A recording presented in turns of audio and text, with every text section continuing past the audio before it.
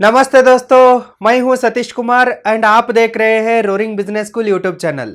दोस्तों, आज के बिजनेस लेसन में मैं आपको हाउ टू स्टार्ट बिजनेस मतलब बिजनेस कैसे शुरू करें इसे सिखाने वाला हूं।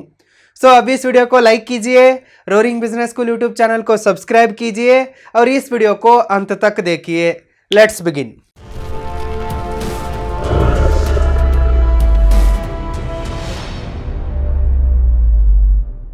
दोस्तों, किसी भी बिजनेस को शुरू करने में बेसिकली 4 स्टेप्स होते हैं। वो ऐसे है: business idea validation and protection, business model making, business registration and legalisation and last business starting. दोस्तों, इन सारे स्टेप्स के बारे में एक एक करके देखेंगे। Step number 1, business idea validation and protection. दोस्तों, किसी भी बिजनेस को शुरू करने में सबसे पहला स्टेप ये होता है कि business idea validation and protection. दोस्तों, किसी भी बिजनेस को शुरू करने से पहले आपके बिजनेस आइडिया को वैलिडेट करना बहुत जरूरी है, क्योंकि आपके दिमाग में आने वाले सारे बिजनेस आइडिया सक्सेसफुल नहीं होते हैं, आपको मुनाफा कमा के नहीं देते हैं। इसलिए दोस्तों, किसी भी बिजनेस को शुरू करने से पहले आपके माइंड में जो एक बिजनेस आइडिया है ना, उसे सही से वैलिडेट करना पड़ता है। वैलिडेट करने के बाद इसे प्रोटेक्ट करना पड़ता है। कैसे अपने बिजनेस आइडिया को वैलिडेट करना है, अब मैं आपको बताता हूं। दोस्तों, अपने बिजनेस आइडिया को वैलिडेट करने के लिए सबसे पहला कदम यह है कि मार्केट स्टडी। पहले आप जिस लोकेशन पे बिजनेस करना चाहते हैं ना, उस लोकेशन के मार्केट को स्टडी कीजिए। फॉर एग्जाम्पल, यदि आप महाराष्ट्र में बिजनेस करना चाहते हैं तो महाराष्ट्र के मार्केट को स्टडी कीजिए। मार्केट कैसा है, मार्केट का स्ट्रेंथ कितना है, मार्केट में क्या क्या चलता है, मार्केट में क्या नहीं चलता है, प्राइजेस क्या होते हैं। इस तरह से कंप्लीटली मार्केट को स्टडी कीजिए। यदि आप छोटे लेवल पे बिजनेस करना चाहते हैं तो जिधर आप करना चाहते हैं ना, उसका सराउंडिंग मार्केट को स्टडी कीजिए। मार्केट को स्टडी करने के बाद उस मार्केट में आपके बिजनेस आइडिया को डिमांड है क्या नहीं, इसे चेक कीजिए। आपके मार्केट में आपके बिजनेस आइडिया को डिमांड नहीं है तो क्या करना पड़ेगा? यदि आर्टिफिशियली डिमांड क्रिएट करना है तो कितना टाइम लगेगा और कितना खर्चा आएगा, इन सारे चीज़ों को भी चेक कीजिए। मार्केट डिमांड चेक कीजिए। और ये होने के बाद आपके बिजनेस से मार्केट का किस प्रॉब्लम सॉल्व हो रहा है, इसे ढूंढिए। मतलब आपके business idea problem solving model है क्या नहीं, ये देखिए।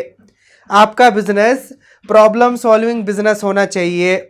यदि आपके बिजनेस से मार्केट का कोई भी प्रॉब्लम सॉल्व नहीं हो रहा है तो आपको पैसा नहीं आएगा। दोस्त, प्रॉब्लम सॉल्व हो रहा है तो ही आपको पैसा आएगा। इसलिए आपके business idea problem solving business होता है क्या नहीं, इसे टेस्ट कीजिए। ये होने के बाद ये सोचिए कि क्या आपका बिजनेस स्केलेबल होता है, क्या आप अपने बिजनेस को लार्ज लेवल पे ग्रो कर सकते हैं, एक्सपेंड कर सकते हैं, इसे सोचिए। और इसके साथ साथ क्या आपका बिजनेस मॉडल प्रॉफिटेबल मॉडल है क्या नहीं, इसे भी देखिए। इसे देखना बहुत जरूरी है दोस्तों, क्योंकि प्रॉफिट फर्स्ट, सबसे पहला प्रॉफिट के बारे में ही सोचना चाहिए।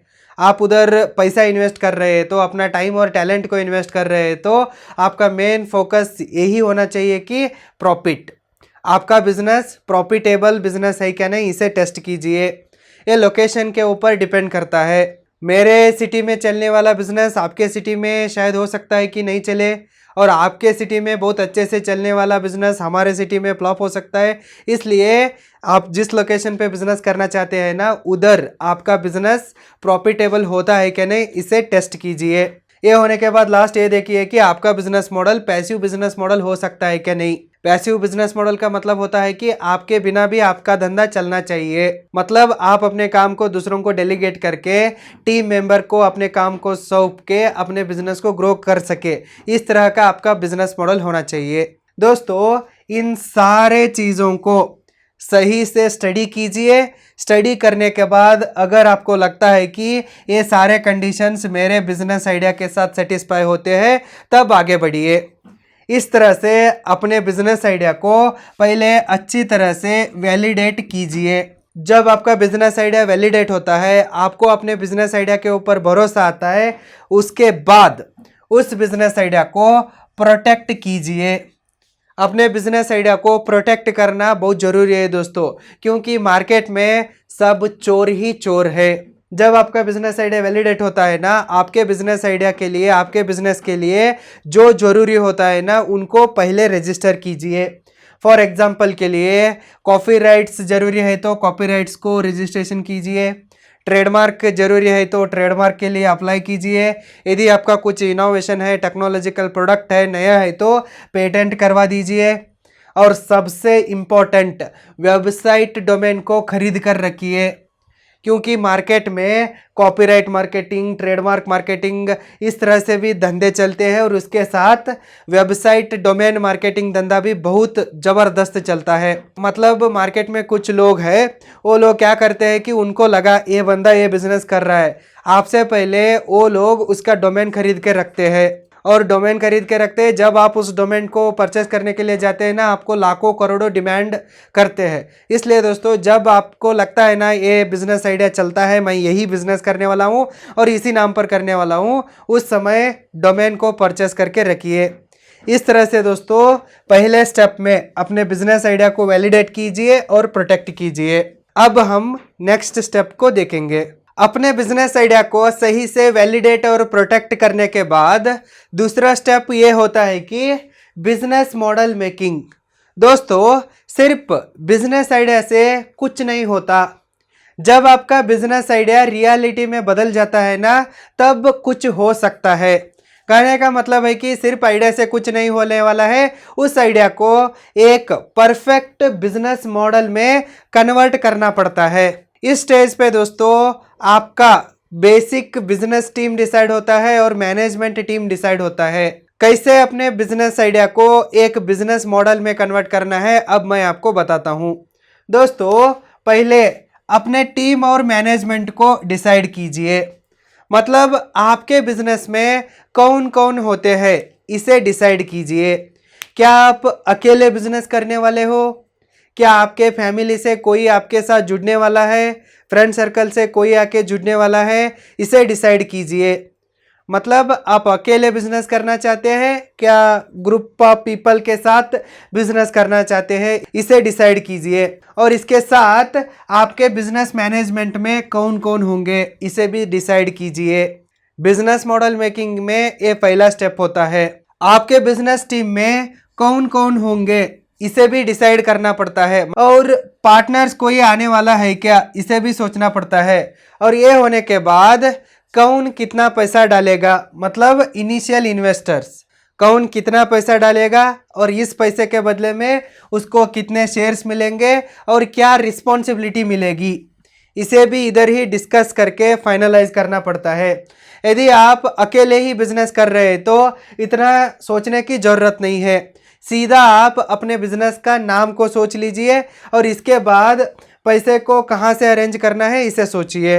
यदि आप फ्रेंड सर्कल में या फैमिली के साथ मिलके बिजनेस कर रहे हैं तो तब इसे डिसाइड कीजिए। मतलब बिजनेस का मैनेजमेंट, बिजनेस का टीम, बिजनेस पार्टनर कौन कौन है और इनिशियली कौन कौन पैसा डालता है, कितना डालता है, उसके बदले में कितना शेयर्स देना है और उनको क्या रिस्पॉन्सिबिलिटी देना है।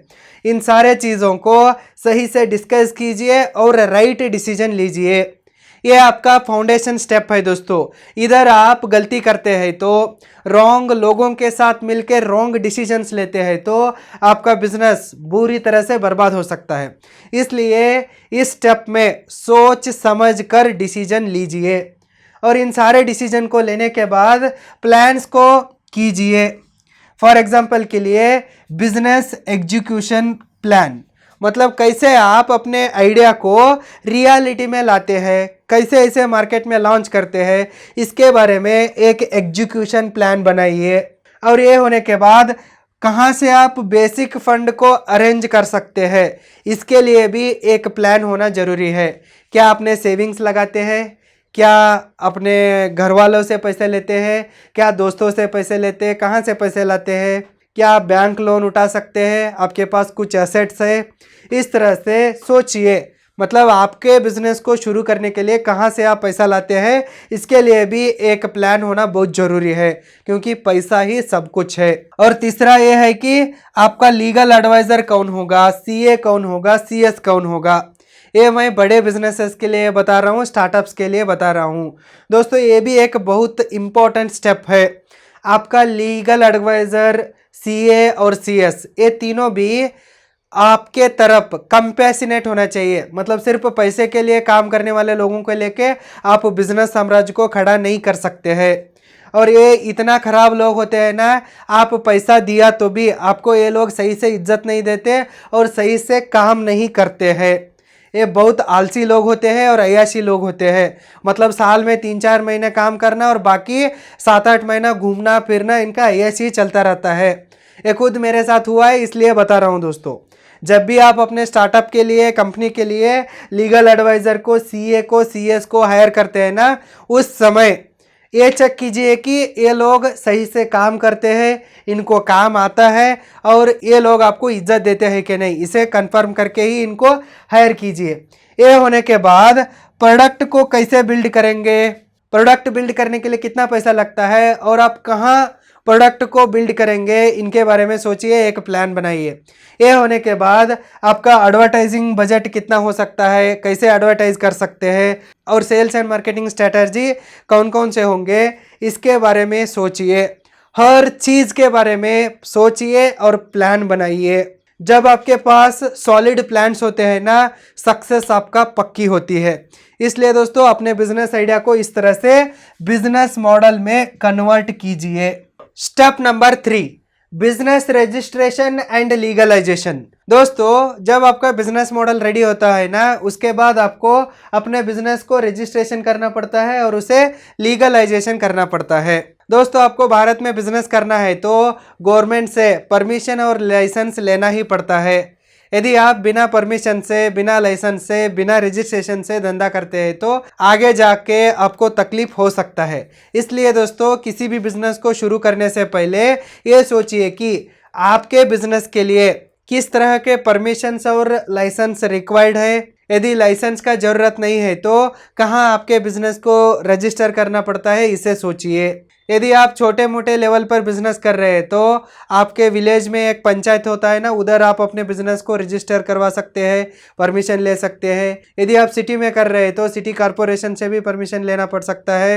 यदि आप बड़े लेवल पे कर रहे हैं तो 1 पर्सन कंपनी बना सकते हो, फर्म बना सकते हो, प्राइवेट लिमिटेड कंपनी बना सकते हो, पब्लिक लिमिटेड कंपनी बना सकते हो। इस तरह से अलग अलग बिजनेसेस के लिए अलग अलग परमिशंस को लेना पड़ता है, अलग अलग लाइसेंस को लेना पड़ता है। यदि आप पेट्रोल पंप चला रहे हैं तो, होटल चला रहे हैं तो, लॉज चला रहे हैं तो उस समय आपको अलग अलग डिपार्टमेंट से अलग अलग तरीके से लाइसेंस और परमिशंस को लेना पड़ता है। इस लेसन में मैं आपको सिर्फ स्टार्टअप्स के रजिस्ट्रेशन के बारे में ही बताऊंगा।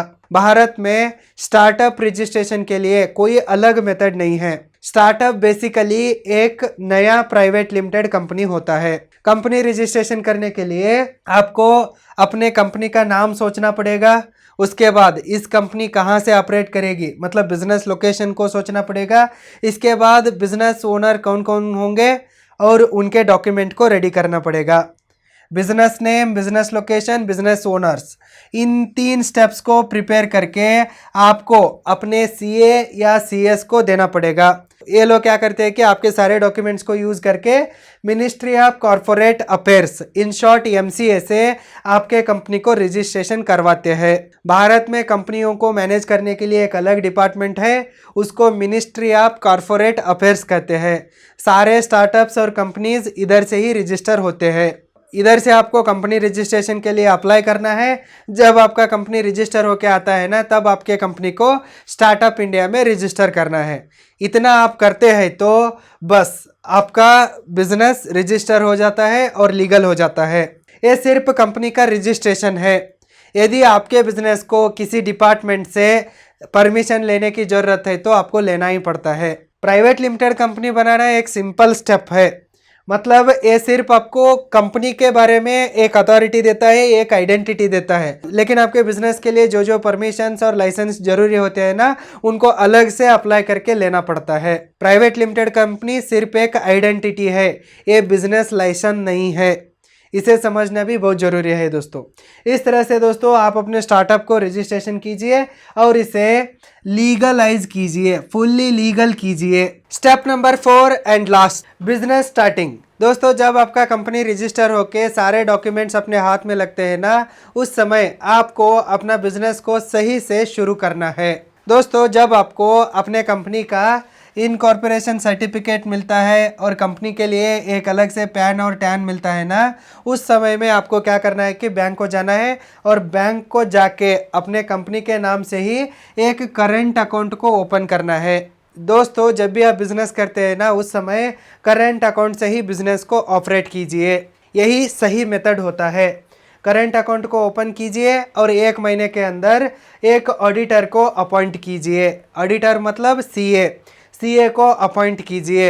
ये सीए क्या करते हैं ना, आपके कंपनी में होने वाले फाइनेंसेस को देखते हैं और साल के एंड में आईटीआर को फाइल कर देते हैं, इनकम टैक्स रिटर्न्स को। और इसके साथ आपको कंपनी सेक्रेटरी को भी हायर करना पड़ता है, मतलब सीएस को हायर करना पड़ता है। ये क्या करते हैं ना, आपके कंपनी के सारे कंप्लायंसेस को फाइल करते हैं। जनरली इनको आरओसी कंप्लायंसेस बोलते हैं। जब गवर्नमेंट आपको प्राइवेट लिमिटेड कंपनी बना के अपने बिजनेस को चलाने के लिए एक लाइसेंस देती है, तो एक आइडेंटिटी देती है, तो आपको गवर्नमेंट के सारे रूल्स को फॉलो करना पड़ता है। गवर्नमेंट आपके ऊपर नज़र रखना चाहती है, आप किस तरह से बिजनेस कर रहे हो, क्या बिजनेस कर रहे हो और पैसे किधर से ला रहे हो, कितना खर्च कर रहे हो, कितना प्रॉफिट कमा रहे हो, इन सारे चीज़ों के बारे में गवर्नमेंट जानना चाहती है। इसलिए गवर्नमेंट ने सिस्टम बनाया है कि ऑडिटर को अपॉइंटमेंट करना और आरओसी फाइलिंग्स को सबमिट करना। दोस्तों आईटीआर को फाइल करना, फाइनेंसेस को देखना और ये आरओसी फाइलिंग्स को करना आपके सीए और सीएस का काम है, ये आपका काम नहीं है। दोस्तों आपको क्या करना है कि सिर्फ इस तरह से बिजनेस को सेटअप करना है। सेटअप करके इन सारे चीज़ों को सीए और सीएस के ऊपर डालना है और आप अपने बिजनेस ग्रोथ के लिए काम करना है। कंपनी का कॉम्प्लायंसेस को देखने के लिए ये लोग तो है, आपको सिर्फ अपने बिजनेस के ग्रोथ के बारे में ध्यान देना है। जल्द से जल्दी अपने बिजनेस को बड़ा करने के बारे में सोचना है। जल्द से जल्दी अपने बिजनेस को प्रॉफिटेबल मॉडल बनाने के लिए सोचना है। इस तरह से दोस्तों आप अपने बिजनेस को सक्सेसफुली स्टार्ट कर सकते हैं। यदि आपको दोस्तों कोई डाउट है, तो आपको मुझसे हेल्प चाहिए, तो आप मेरे पेड कंसल्टेंसी सर्विसेज को भी बुक कर सकते हैं। यदि आप मेरे से डायरेक्टली गाइडेंस लेना चाहते हैं तो www.roaringbusinessschool.com को विजिट कीजिए और मेरे कंसल्टेंसी सर्विस को बुक कीजिए।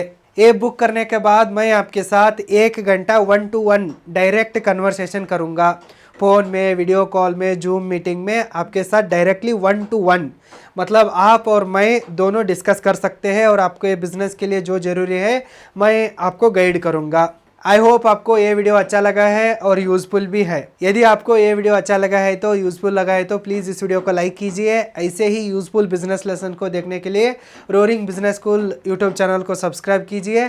फिर मिलेंगे। All the very best and thank you.